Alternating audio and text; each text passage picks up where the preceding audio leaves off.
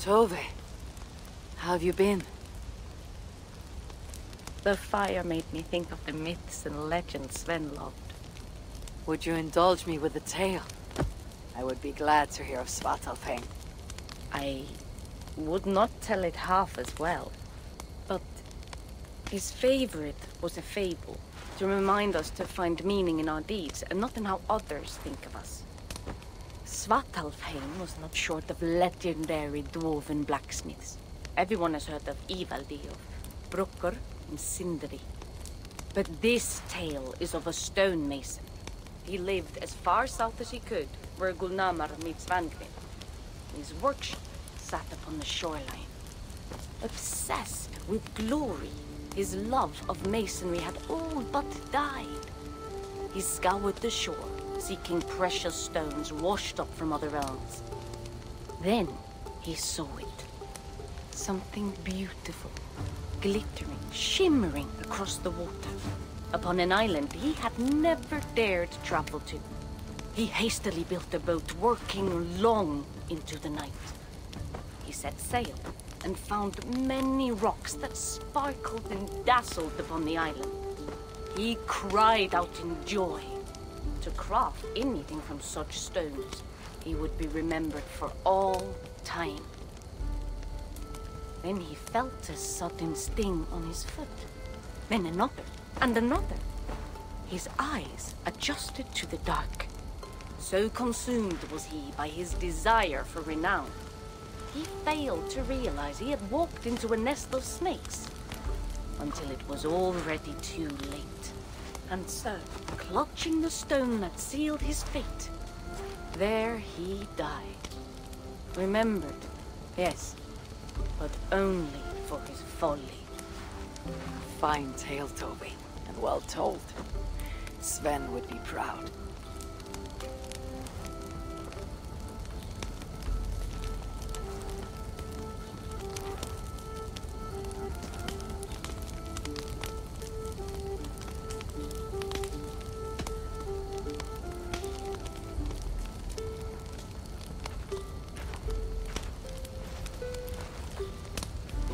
You and Bridget well? Of course. The flames soothe my mind, as do the tales told here. Do you have one to share, Gunnar? A legend of Svartalfheim? Aye. A story of a king who could not see the wood for the trees. Raidmar, greatest of dwarven kings. Within his palace in Gulnamar, he wanted for nothing except an heir. Raidmar and his wife had grown old. Perhaps too old. Late one night, consumed with worry, Raidmar walked in the shadow of his vast mountaintop palace, tears in his eyes. "The great king! What ails you?" a voice said. Afraid, Raidmar saw no one. "Who goes there?" he replied. Then he saw who addressed him. A vast and ancient tree, perhaps almost as old as Ymir himself. Raidmar sat upon its roots and told the tree he feared he was too old to give his subjects the legacy they deserved.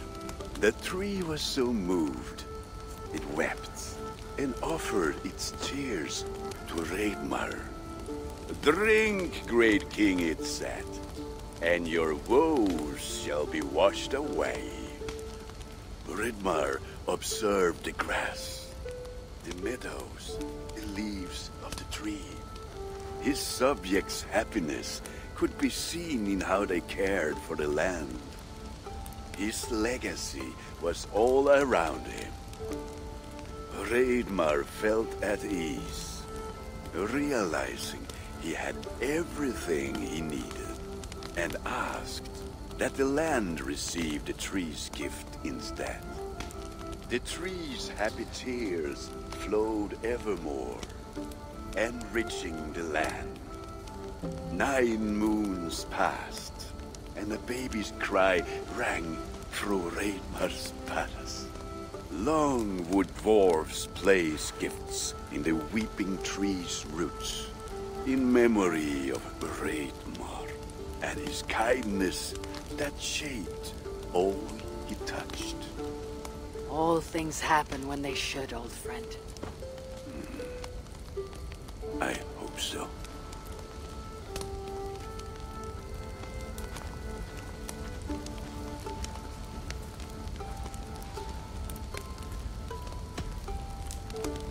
Eivor! Whatever is the matter? Have you been spending too much time drinking Valga's special sauces again? I am troubled by visions of Odin and of Svartalfheim.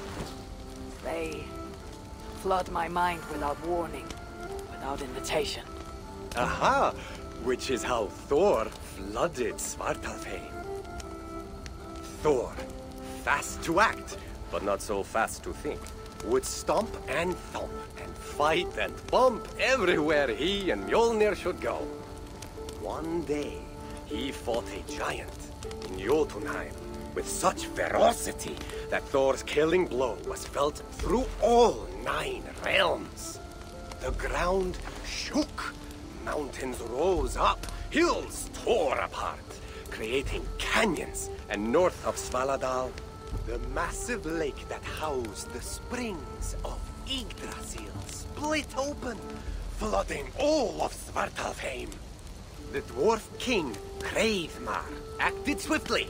He built 3 mighty dams, preventing further damage to his realm, working alongside his beloved subjects. So surprised was one builder to see the great king working as an equal that he slipped, tumbling into the raging waters below. Without hesitation, Hreidmar leapt, once from his horse and again from the center of the dam's lip, diving into the frightful torrent. Before the builder could even cry for help, Hreidmar was pulling him onto dry land. And so 2 giant statues were built to honor the king, one for each leap of unthinking bravery, and stood until the end of days. Until Ragnarök. Aye! So you see, actions ripple outward, like a stone falling into a lake. Or like Thor crushing a Jotun skull with Mjolnir. Affecting everything, whether foretold or unknown. I fear my tale has only worsened your concerns. No, a good story is a log that feeds a mind's flame. Thank you, friend.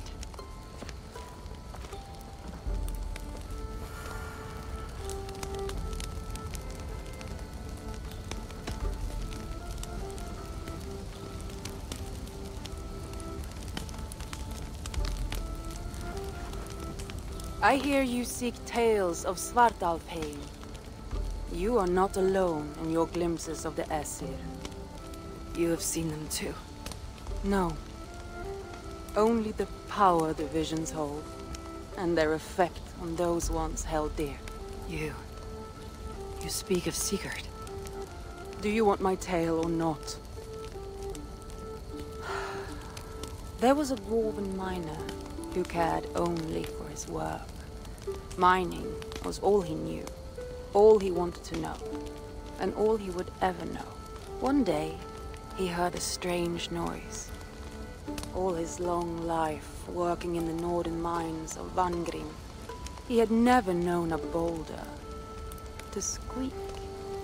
He ignored it at first, but as the hours passed, the squeaking continued relentlessly.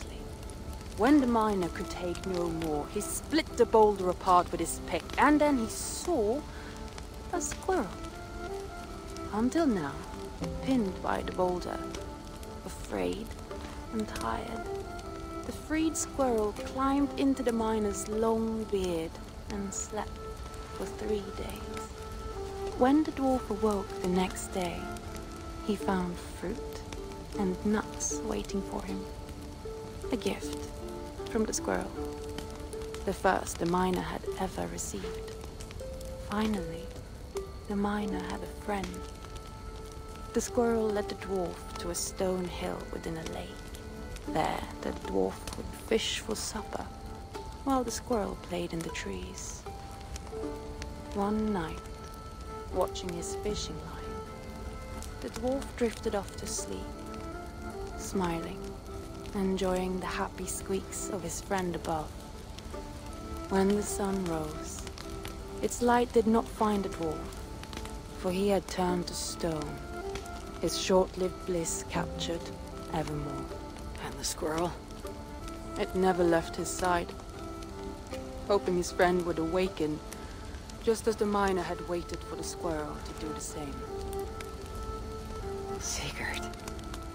He is not lost to us.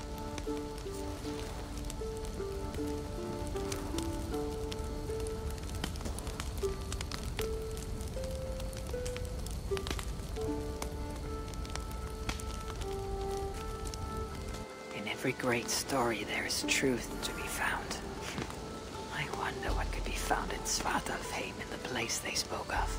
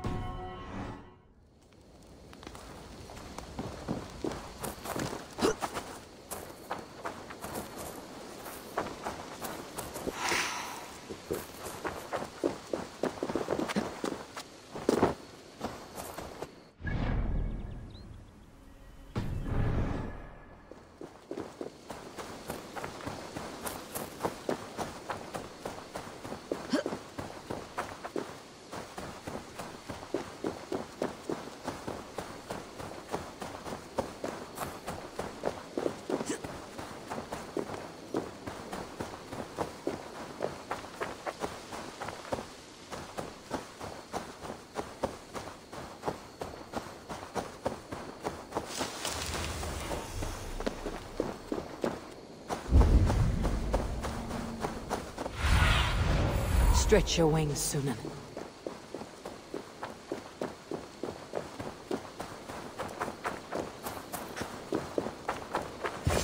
This is the spot. Now I need only wait for Volker to arrive.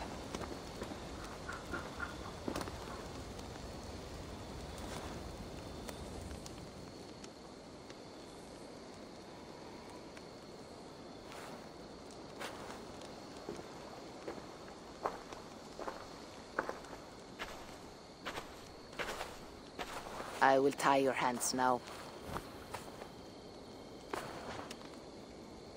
What purpose will that serve?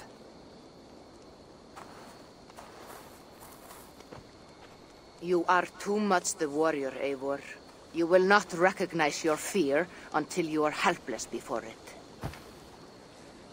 drink.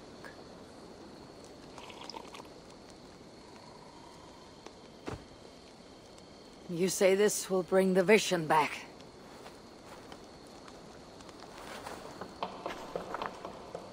Is that all? You mean to leave me here?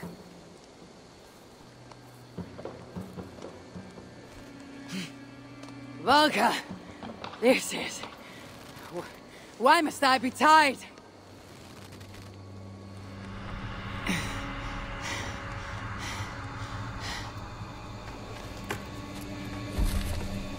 Volka?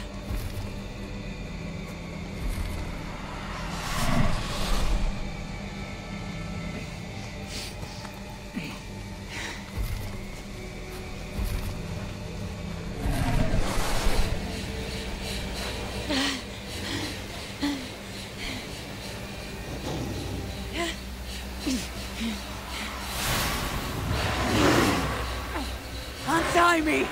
The wolf is coming and I cannot reach my weapon! Volka! Volka!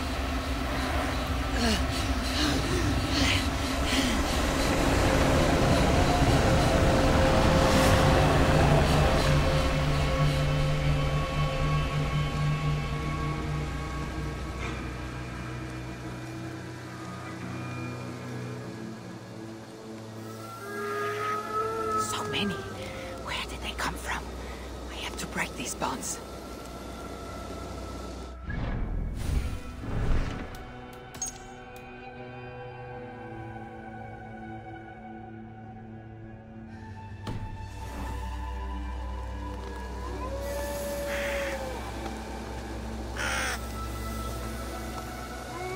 more I struggle, the tighter the bonds become. There must be a trick to this. What did Valka say? Give in to it. Be still. It's working. The bonds are loosening.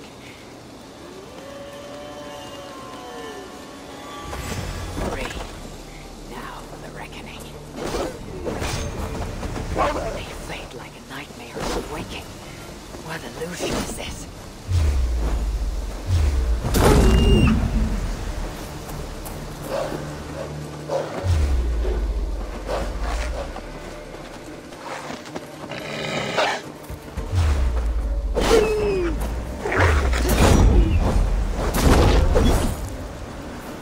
Accursed phantoms!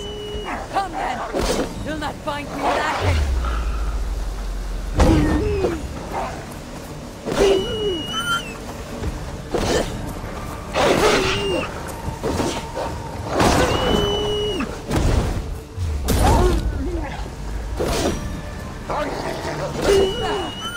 It's like fighting a river!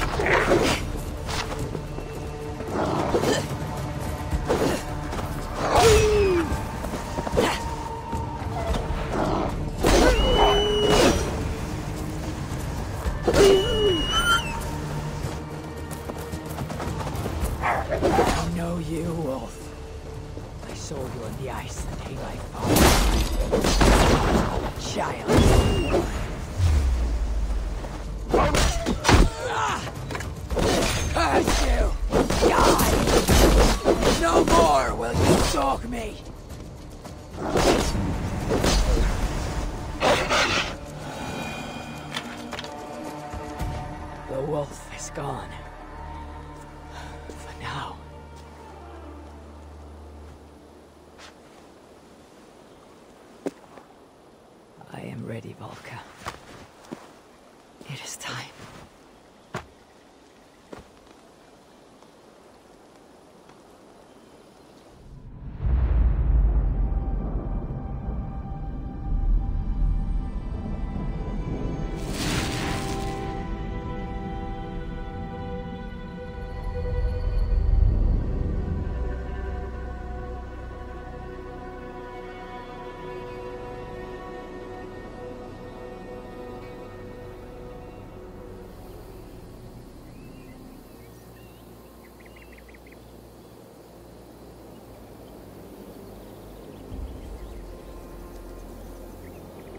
Svartalfheim, even after all these eternities away, I still hate the place. Yet it offers me the hope of revenge. Sweetest of morsels. The realm is changed. But this is not Sutra's doing. It is something more. I must find Broker and Ivaldi. They'd better still have my Salakar nice and safe.